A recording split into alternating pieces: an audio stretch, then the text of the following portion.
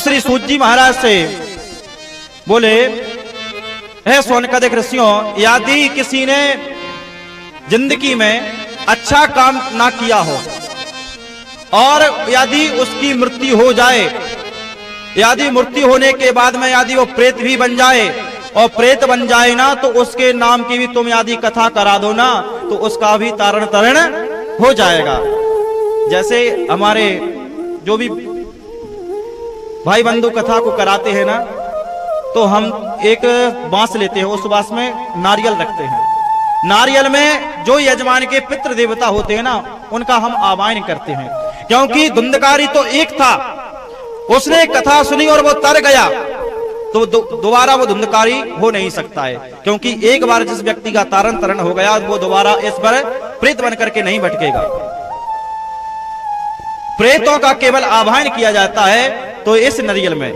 हाँ, जैसे ही सुना कि भैया प्रेत आत्मा बन जाए, जिसने जिंदगी में अच्छो कर्म न कियो हो, तो उसकी भी मुक्ति हो जाती है। तो सोनकदिक ऋषि कहते हैं, महाराज समझ में नहीं आया, क्योंकि आप जब तक हमें पूर्ण रूप से सुनाओगे नहीं ना, तो हमें समझ में नहीं आएगा। तो श्री सूत जी महाराज कहते हैं कि तुंगभद्रा तटी पूर्वत, श्री सूत जी महाराज कहते हैं कि तुंगभद्रा नदी के किनारे एक नगर था, जिसका नाम था उत्तम नगर। और वर्णाश्रम धर्म का पालन करने वाले संभ्रांत लोग उस पर रहते थे, और संभ्रांत लोग के बीच में एक पंडित जी भी निवास करते थे। और पंडित जी का नाम था आत्मदेव। देखो, आत्मदेव का अर्थ क्या होता है? आत्म देवस्य इति आत्मदेव। जिसके जीवन में, जिसके हृदय में परमात्मा सदा विराजमान रहते हो, उनको हम आत्मदेव कहते हैं। और आत्मदेव जी महाराज ऐसे नहीं थे महाराज के जानते ना हो, विद्याओं में निपुण और कर्मकांड में निपुण। और पता है, जितने वो निपुण थे ना, उनकी जो घरवाली थी ना, उतनी ही विपरीत थी। हाँ, और धुंधली किसे कहते हैं? जिसको जीवन में धुंधला दिखाई पड़ता रहे। क्योंकि धुंधली हम सबके अंदर बैठी हुई है। ऐसा नहीं है कि भाई किसी के अंदर धुंधली बैठी ना हो। धुंधली हम सभी के ऊपर है, क्योंकि हम परमात्मा पर जो पता पर्दा पड़ा है ना, उसको हम कभी हटाते ही नहीं है। और धुंधली कहते हैं धुंधलेपन को, जिसको कम कम दिखाई पड़ने लगता है ना, कि सामने पंडित जी बैठे हैं कि नहीं बैठे, समझ में भी नहीं आता। तो उसी प्रकार हम सब जानते हैं कि परमात्मा है, लेकिन परमात्मा हमको दिखाई नहीं पड़ते हैं। क्योंकि जो पता है माया रूपी, जो हमने साड़ी ओढ़ कर रखी है, जो पर्दा लगाया है माया रूपी, वो हमारे सामने आ जाता है। सामने जब आता है ना, तो परमात्मा दिखाई नहीं पड़ता है। और धुंधली ऐसी थी, पता है, जब तक 2-4 जगह वो लाठी चार्ज न करवा देना, तो उनके खाना नहीं पचता था। हाँ, एक दिन ब्राह्मण देव रात्रि में सोए और सोच रहे थे कि मेरे घर पर जो गऊ है ना, वो 7 साल से बांझ है। उसके गर्भ से कोई बछड़ा या बछिया नहीं हो रही है, और मैं प्रतिदिन तुलसी में जल तो देता हूं, लेकिन तुलसी भी सूख रही है, और मेरे घर पुत्र भी नहीं है। इस प्रकार से मन में सोच रहे थे। पता है, जब सोच रहे तो सुबह उठे यदि पड़ोसी अच्छे मिल जाएं, तो हमारा जीवन बड़े सुंदर भाव से निकल जाता है। और यदि हमारे पड़ोसी और भी अच्छे मिल जाएं, और भी अच्छे का मतलब कि बात बात पर टोकने वाले, तो पता है हमारा जो जिंदगी है ना, वो ऐसे निकलती बड़ी कठिनाई से। जैसे दांतों के बीच में एक जीभ रहती है, उसी प्रकार से हमको रहना पड़ता है उनके बीच में। आज आत्मदेव जी उठे हैं, और आत्मदेव जी उठ करके जैसे ही गांव में भ्रमण करने के लिए गए तो पता है चौपाल में कुछ पुरुष बैठे हुए थे। तो पुरुषों ने कहा, देखो देखो वो ब्राह्मण जा रहा है, बड़ा प्रकांड विद्वान बना फिरता है, लेकिन देखो तो सही उसके घर पुत्र नहीं है। तब तक दूसरा बोला, अरे पुत्र तो ठीक है, इसके घर जो गऊ है ना उसके यहाँ भी 7 साल से कोई बछिया नहीं है, ना बच्चा है, कुछ नहीं है। तीसरा बोला, महाराज ये तो ठीक है, उसके घर तुलसी भी नहीं है, क्योंकि तुलसी सूख जाती है। जब इस प्रकार से आज आत्मदेव जी ने सुना है, तो जिस प्रकार से दशरथ जी को मन में गलानी हुई थी, उसी प्रकार से आज आत्मदेव जी को गलानी हुई है।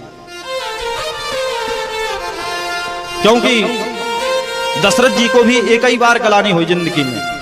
उनसे कहा था कि भैया तुम्हारे पुत्र नहीं है, तब गलानी हुई, और आज आत्मदेव जी को गलानी हुई है।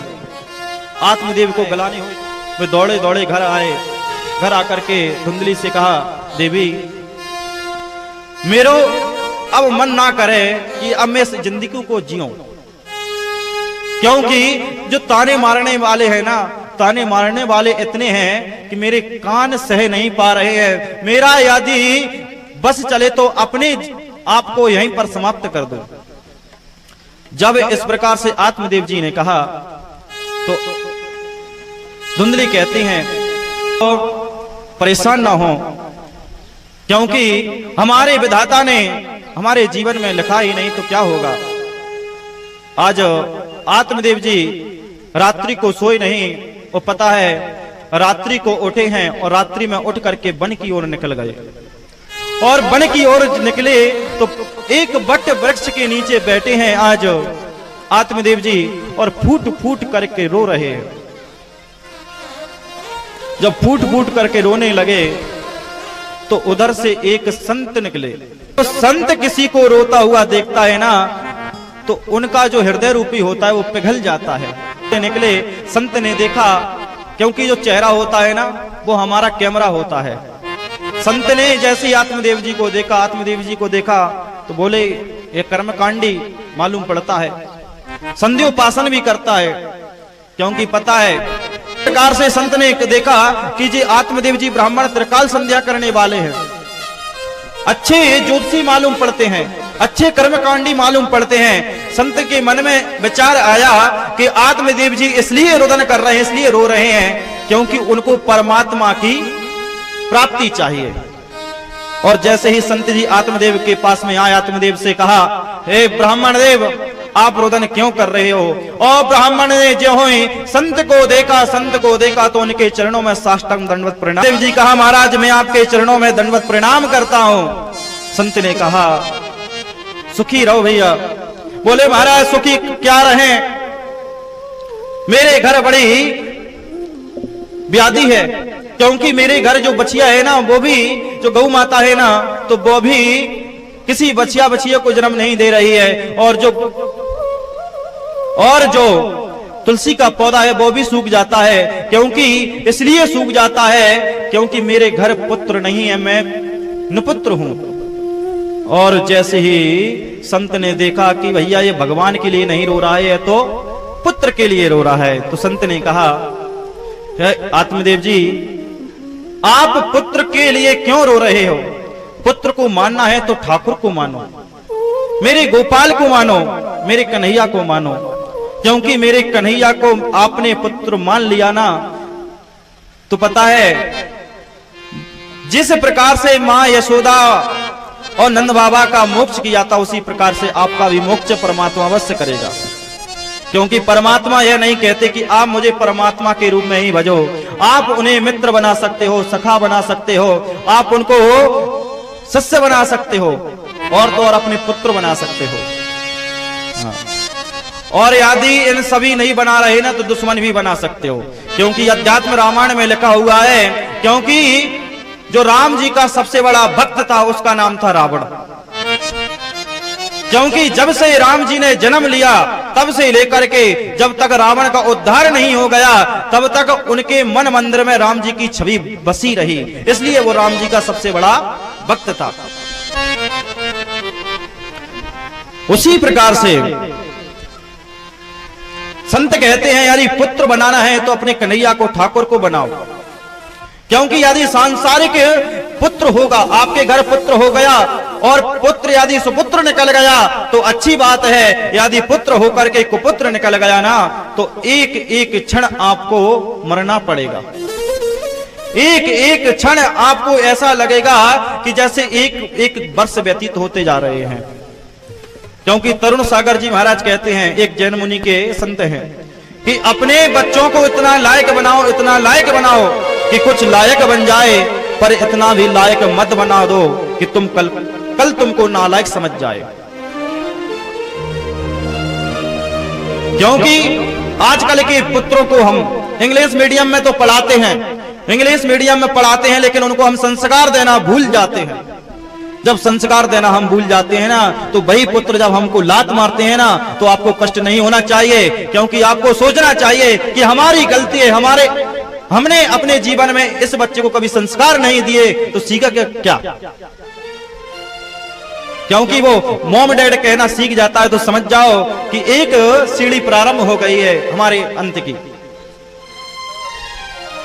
क्योंकि डैड कहते हैं किसको? मरे हुए व्यक्ति को। और मॉम कैसे कहते हैं?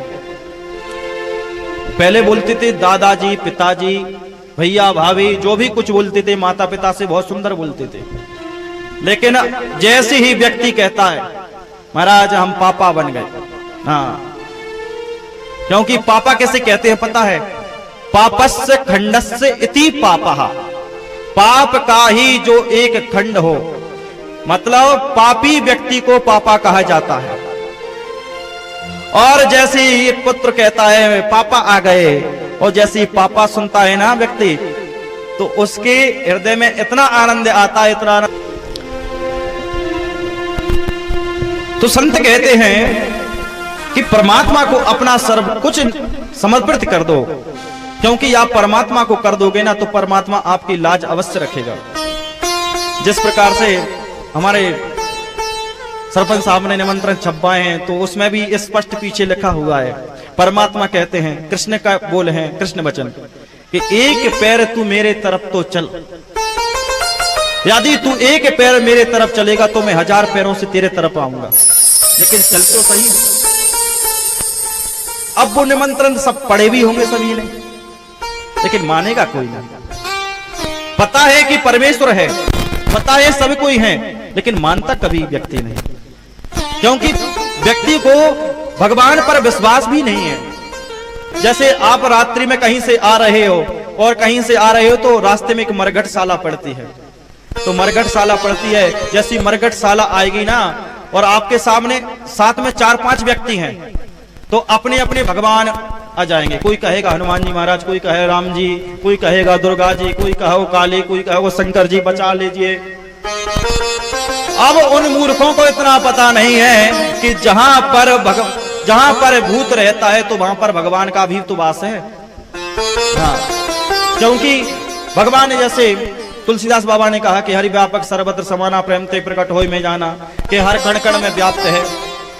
और 5 व्यक्ति वहां से निकले मरघटशाला से, और मरघटशाला से निकले और कहीं डुंठ दिख जाए, मतलब कोई ने पेड़ काट दो और इतक रह जाए, तो उनको ऐसा लगे हो कि जैसे भूत जोई बैठो है।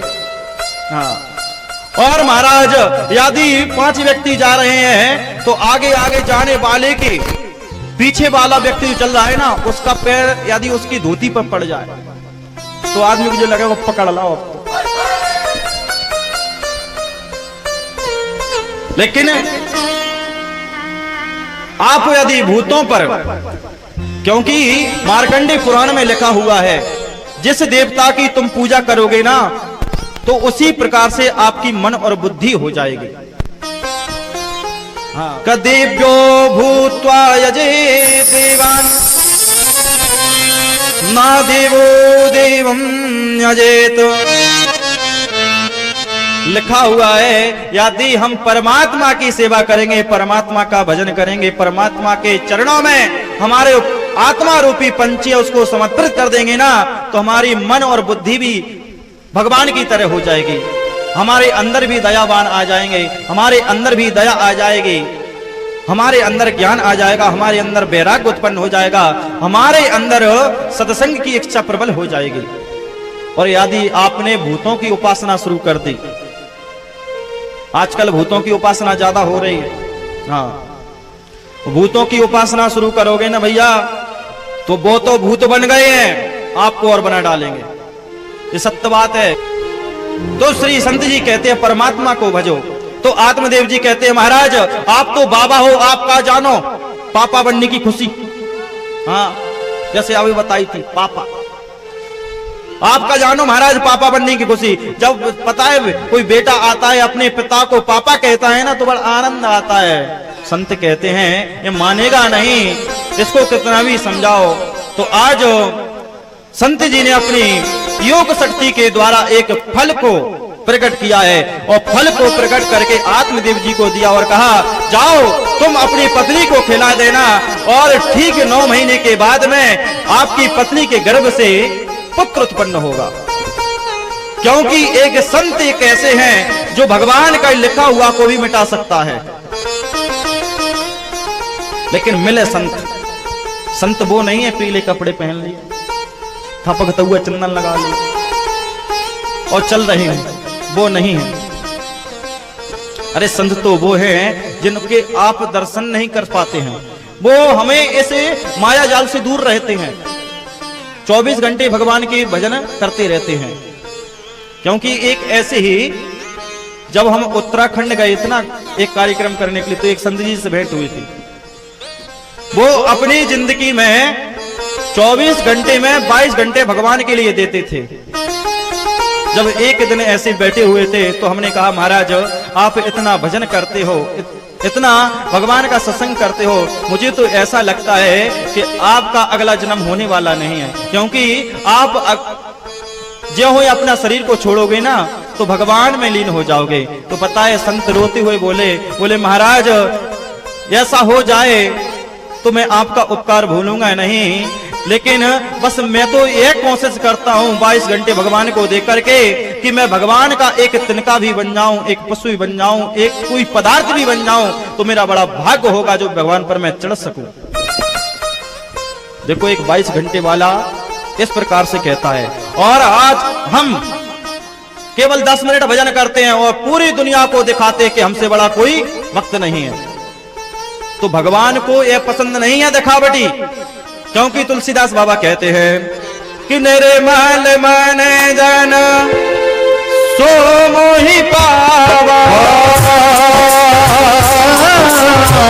निर्मल मन जन सो मोहि पावा, मोहि कपट राम सिया राम जय जय राम, सिया राम जय जय राम, सिया राम जय जय राम। भगवान कहते हैं यदि भक्त मुझे भज सकता है तो अपने अंतःकरण को पहले निर्मल बनाना पड़ेगा। जब निर्मल बनाएगा ना, देखो ऐसा कोई घर नहीं है जिसके परमात्मा आते ना हो। जो हमारा मन है ना, जो आत्मा है ना, वो हमारा एक घर है। एक उदाहरण के तौर पर आपको समझाते हैं। ऐसे आप वृंदावन गए, जैसे हमारे प्रभु जी ने बताया कि आप वृंदावन कौन कौन जाना चाहते हो, तो आप वृंदावन गए, और वृंदावन गए ना तो आप क्या ढूंढोगे? रुकने के लिए स्थान। और आप एक धर्मशाला में गए और धर्मशाला वाले से पूछा महाराज ये बताओ आपके पास रूम है कि नहीं है? तो पता है मैनेजर ने कह दिया कि महाराज हमारी धर्मशाला पहले से ही बुक है, क्या उसमें तुम ठहरोगे? बताओ नहीं ठहरोगे ना। उसी प्रकार से परमात्मा भी हमारे आत्मा रूपी घर को देखने के लिए आता है, और जैसे ही वो देखता है परमात्मा और देखता है तो उसके अंदर काम क्रोध लोभ मोह बैठा हुआ है ना, तो परमात्मा भी हमारे घर को छोड़ करके अन्यत्र के घर को चला जाते हैं। कहते हैं भैया तुम्हारी धर्मशाला तो पहले से ही बुक है। मैं कहते हैं आके बैठो। तो पहली सीढ़ी क्या है? निर्मल मन। क्योंकि भगवान को छल कपट से आप भज नहीं सकते हैं। आप कहो कि भगवान को हम मूर्ख बना सको, तो इतनी हमारे में सामर्थ्य नहीं है। क्योंकि हम सांसारिक व्यक्तियों को मूर्ख बना सकते हैं लेकिन परमात्मा को नहीं। परमात्मा तो एक एक क्षण के, एक एक पल की हमारी हर खबर लगता है। और आप सोचो ना कि महाराज हम परमात्मा से कह देंगे परमात्मा हमने तुम्हारी खूब, तो पता है परमात्मा के साथ साथ में वीडियो, जैसी ये वीडियो बन रही है ना, तो हमारी जिंदगी भी एक वीडियो बन रही है। हाँ, हमारे दोनों कंधों पर चित्रगुप्त विराजमान रहते हैं, वो हमारी वीडियो बनाते हैं। और आप कहते हो परमात्मा से परमात्मा हमने ऐसा नहीं किया, तो पहले ही वीडियो बता दे तुम देख बेटा। हाँ, जिस प्रकार से हम 3 घंटे की एक मूवी देखते, एक फिल्म देखते हैं, उसी प्रकार परमात्मा भी हमारी जिंदगी रूपी फिल्म देखता है। हम परमात्मा से कितना भी छल कपट करने की कोशिश करें ना, तो परमात्मा के आगे कर नहीं पाते हैं, क्योंकि परमात्मा के आगे यदि आप जा सकते हो तो निर्मल मन बना करके, वो बनावटी लोग पसंद नहीं है। ये संसार रूपी माया जाल है, यदि माया जाल में तुम बीत जाओगे ना तो बीतते चले जाओगे। आत्मदेव जी संत से इस प्रकार के वचन सुनकर के वहां से आए और आ करके अपनी पत्नी के पास में आए और पत्नी धुंधली से कहा, हे देवी मुझे फल दिया है, ये तुम खा लो, जैसे आप खाओगी ना तो गर्भवती हो जाएंगी। तो पता है धुंधली को दे दिया फल। अब धुंधली सोच रही है कि महाराज मैं खाऊं कि ना खाऊं, और मन में सोच रही है यदि मैंने फल को खा लिया और फल को खा लिया ना, तो फल को खा लिया तो मैं गर्भवती हो जाऊंगी, गर्भवती हो जाऊंगी तो वजन बढ़ेगा, मेरा पेट बढ़ जाएगा, और पेट बढ़ेगा ना तो पता है इतने में कहीं नगर बस्ती में आग लग गई, तो आग लग गई तो सब तो दौड़ दौड़ करके भाग जाएंगे, लेकिन मैं भागती नहीं बनूंगी, मैं जल करके शांत हो जाऊंगी। देखो जिस प्रकार से धुंधली सोच रही है ना, उसी प्रकार से हमारी जो कुतर्क बुद्धि है वो भी सोचती है, क्योंकि कुतर्क उसको चाहिए कि महाराज ऐसा कैसे हुआ, कैसे ऐसे हुआ। जिसकी कुतर्क बुद्धि बन गई है ना, तो पता है एक चाणक्य नीति का श्लोक याद आता है। चाणक्य जी कहते हैं कि अगर सुकुमाराध्या सुकुतरमाराध्य विशेष कहा। चाणक्य कहते हैं यदि कोई मूर्ख व्यक्ति है उसको मैं बड़ा विद्वान बना सकता हूं, और पता है जो ज्ञानी है उसको मैं केवल इशारे से समझा सकता हूं, लेकिन जो कुतर्क बुद्धि वाला है मैं मेरे पिताजी ब्रह्मा जी भी नहीं समझा सकते। सत्य बात है। उसी प्रकार से धुंधली देवी कुतर्क बुद्धि वाली है, और कुतर्क बुद्धि वाली है तो वो सोच रही हैं कि फल खा लूंगी तो गर्भवती हो जाऊंगी, आग लगेगी, मैं जल करके भस्म हो जाऊंगी। इतने में एक पड़ोसन आ गई और पड़ोसन ने कहा, ओ बहना तुम किस विचार में। तो धुंधली ने कहा, हे बहन तू अच्छी आ गई, देखो तो सही, एक तुम्हारे पंडित जी एक फल लेकर के आए और फल लेकर के कहा है कि इसे खा लो, खाकर तुम गर्भवती हो जाएंगे। तो पता है पड़ोसन ने कहा, पंडित जी सत्य बोल रहे हैं, और सत्य बोल रहे हैं क्योंकि राजा दशरथ जी के यहाँ भी पुत्र नहीं था, और पता है केवल खीर खाने से उनके घर 4 पुत्र उत्पन्न हो गए। मुझे विश्वास है बहन अवश्य तेरे घर पुत्र होगा। तो धुंधली ने कहा कि मैं गर्भवती हो जाऊंगी ना, तो पता है काम करने के लिए मुझसे बनेगा नहीं, तो मैं किसको बुलाऊं। तो पड़ोसन ने कहा तुम्हारी ननंद वगैरह हो तो बुला लो। तो धुंधली मैया बोली ठीक है मैं ननंद को बुला लेती हूँ, लेकिन पता है मैं तो इधर 2-3 महीने डली रहूंगी, उधर से फिर मेरी ननंद पूरा चौपट करके ले जाएगी। तो पड़ोसन ने कहा तेरी इच्छा हो तो खाओ, ना इच्छा हो तो मत खा। इतने में धुंधली देवी की थोड़ी देर बाद एक छोटी बहन आ जाती है, और छोटी बहन पता है कैसी है, उनके घर 7 पुत्र है, लेकिन 7 पुत्रों के लिए खाने के लिए अन्न नहीं है।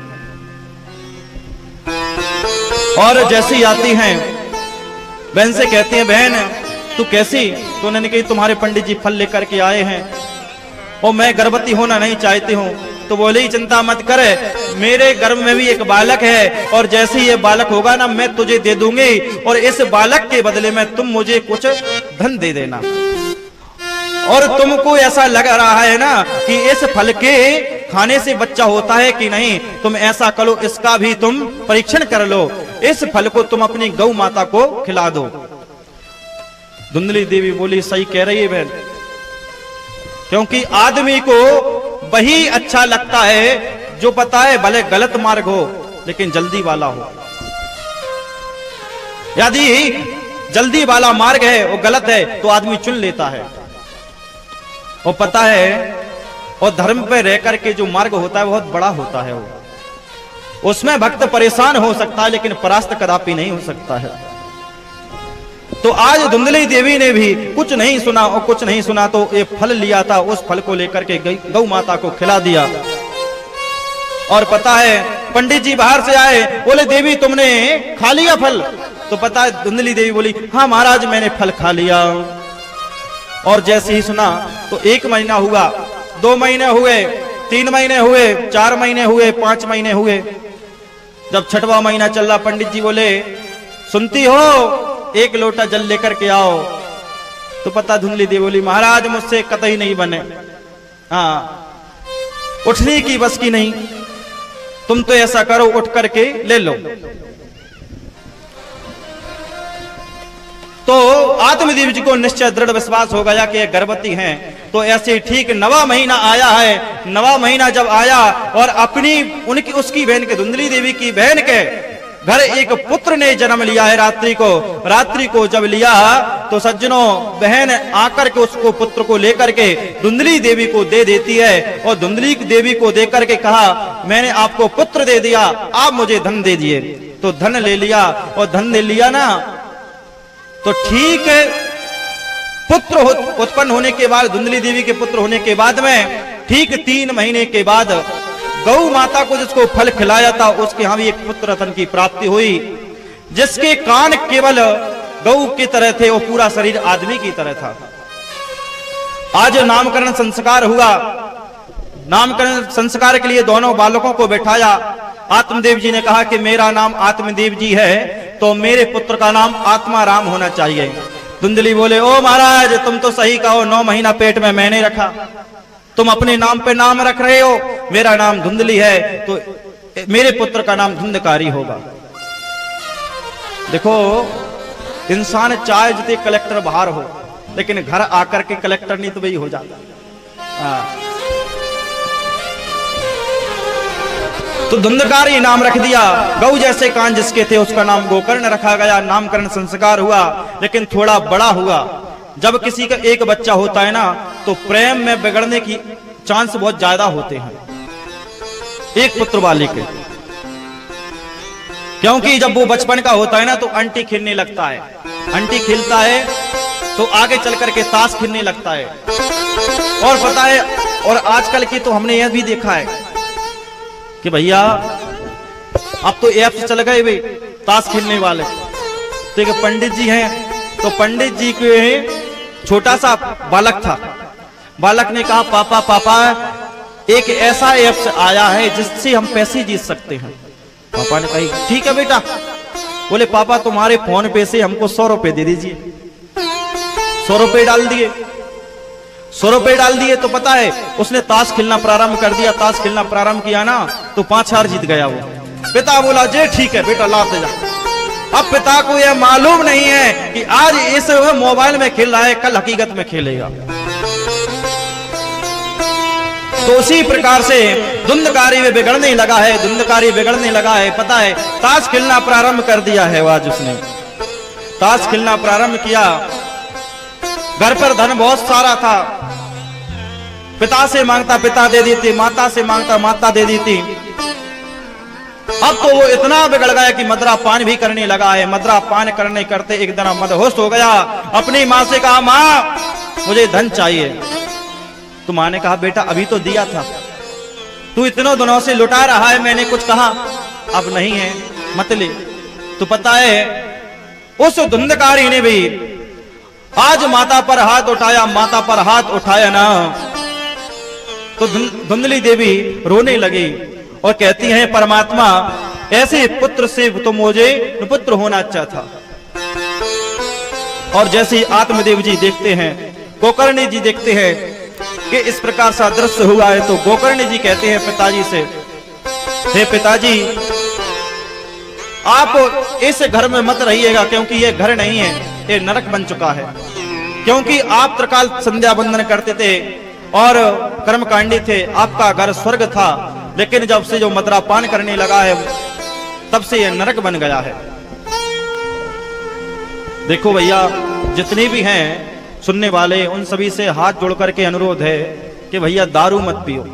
हाँ, मदरा में ना सुन पा रहे हो तो दारू होती है मदरा का मतलब, कि बिल्कुल मत पियो। क्योंकि पता है आप पीते हो कुछ क्षण के आनंद के लिए, कुछ क्षण के मजे के लिए, तो उस मजे की आप तो स्वयं अपनी जिंदगी से करते ही हो, और साथ साथ में आपके पितृ देवता भी नाराज होते हैं आपसे।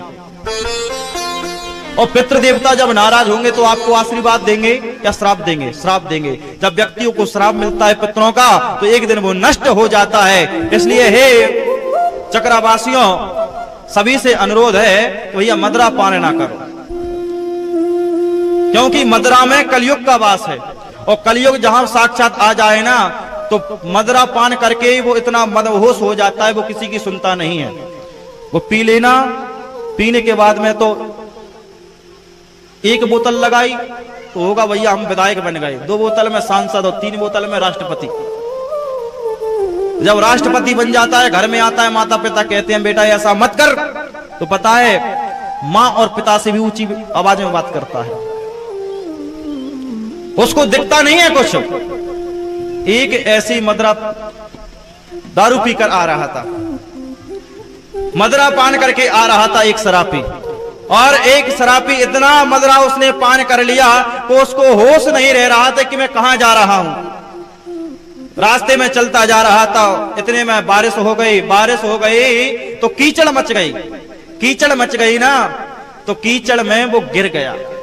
जब गिर गया ना, तो जब वो उसी समय गिरा, उसी समय बिजली चमकी।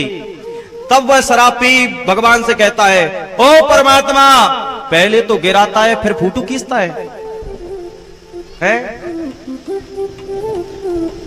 भैया मदरा पान कछु नहीं करने हैं अपने जिंदगी में। यदि आपको खुशहाल रहना है, क्योंकि यदि मदरा पान आप करते हो तो आपके माता पिता पत्नी बच्चे सभी रुष्ट हो जाते हैं। जब रुष्ट हो जाते हैं ना, तो वह स्वर्ग नहीं रहता, नरक बन जाता है। उसी प्रकार से आज आत्मदेव जी को बड़ा ही सुंदर विश्लेषण कराया है। तो आत्मदेव जी अपने घर को छोड़ करके वन की ओर प्रस्थान कर गए। वन की ओर प्रस्थान किए। दूसरे दिन हुआ, धुंधकारी आया है। धुंधकारी आया तो माता से कहा, माता और धन दीजिए। माता के पास नहीं था, तो माता ने मना कर दिया। तो बड़ा बुरा भला कहने लगा। तो आज भी माता को बड़ा कष्ट हुआ, और आज धुंधली माता रात्रि में उठी और उठ करके भागने लगी। जब भागने लगी तो आगे चल करके एक कुआं था सूखा हुआ, उस कुएं में धुंधली देवी गिर जाती है और उनका देहांत हो जाता है। बोले कृष्ण कन्हैया लाल की जय हो। जब धुंधली देवी का प्राणांत हो गया है, तो पता है राजा बन गया है। जब घर पे धन नहीं था, तो उसने चोरी करना प्रारंभ कर दिया है। आज धुंधकारी ने आज चोरी करना प्रारंभ कर दिया। जब इधर उधर चोरी करता तो ठीक है। एक दिन एक वैश्या को देखा, तो वैश्या को भी अपने घर में ले आया, 5-5 वैश्याओं को, और घर जहां पर स्वर्ग था वहां पर नरक बना दिया। 5-5 वैश्या उसके घर में निवास करने लगे, चोरी करने लगा। एक दिन राजा के महल में गया और राजा के महल में चोरी करके ले आया।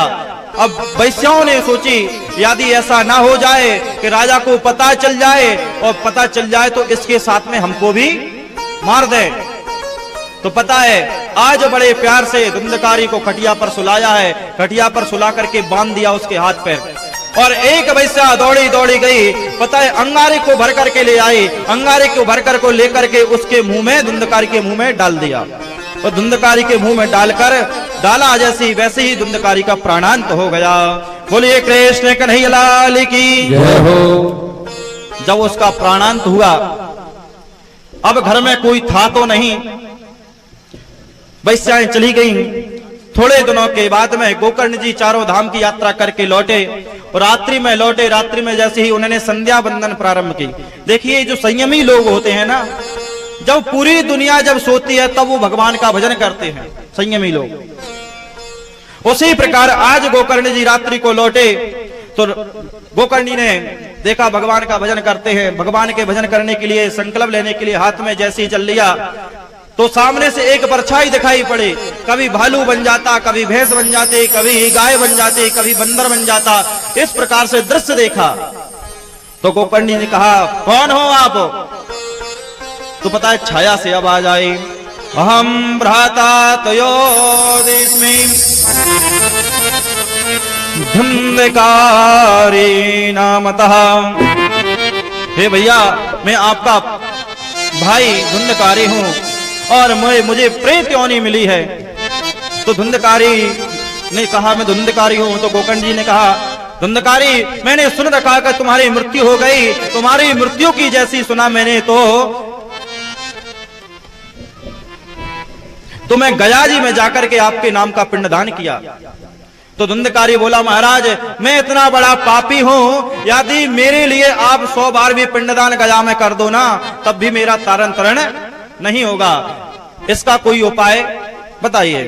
तो गोकर्ण जी ने कहा, चिंता मत करिए, मैं अपने गुरुजी से पूछ करके बताऊंगा। आज सुबह हुई, गोकर्ण जी संध्या बंदन करने लगे और जैसे ही सूर्य नारायण भगवान को अर्घ्य दिया, अपने गुरुजी को प्रणाम किया। गुरुजी से कहा, गुरुजी मेरा भाई आज पितृ योनि में पड़ा है, इससे मुक्ति उपाय दिलाओ। तो श्री सूर्यनारायण भगवान ने कहा, श्रीमद्भागवताख्यातः।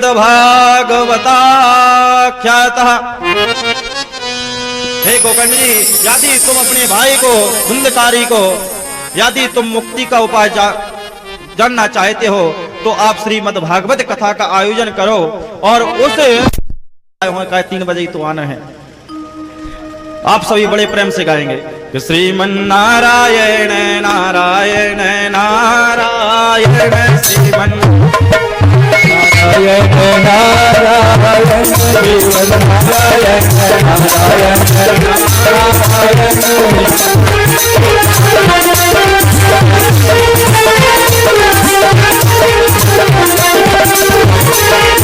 देखिए, आप नहीं बोलोगे तो आज का, क्योंकि कबीर ने कहा है कि बोलने की थी जो तो बोलता नहीं, हरि नाम के लिए मुख बोलता नहीं। आज का न बोलना उस दिन काम आएगा जब तू बोलना तो चाहेगा पर बोल नहीं पाएगा। इसलिए जिंदगी जहां पता नहीं कल क्या होगा, इसलिए आज ही भगवान का भजन करो। श्रीमन्नारायण नारायण नारायण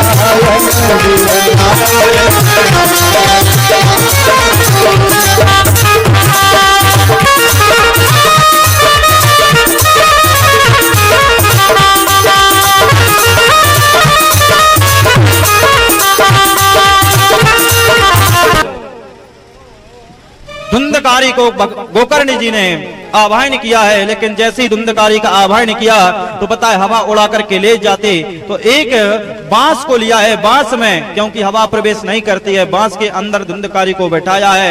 धुंधकारी को बैठाया और बड़ी सुंदर कथा को श्रवण कराया है। कथा को श्रवण कराई, जैसा एक दिन हुआ तो एक ग्रंथि फट गई, 2 दिन हुआ दूसरी ग्रंथि फट गई, तीसरा दिन हुआ तीसरा ग्रंथि फट गई, चौथा हुआ तो चौथा ग्रंथि फट गई।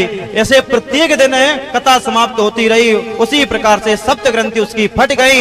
जब उस बांस की 7 गांठ फटी तो एक उसमें से एक दिव्य रूप धारण करके एक उसमें से एक पुरुष निकला, और पुरुष निकला तो भगवान के यहाँ पर से विमान आया है। भगवान के यहाँ से विमान आया तो उसमें बैठ करके वो जाने लगे। तो गोकर्ण जी ने कहा,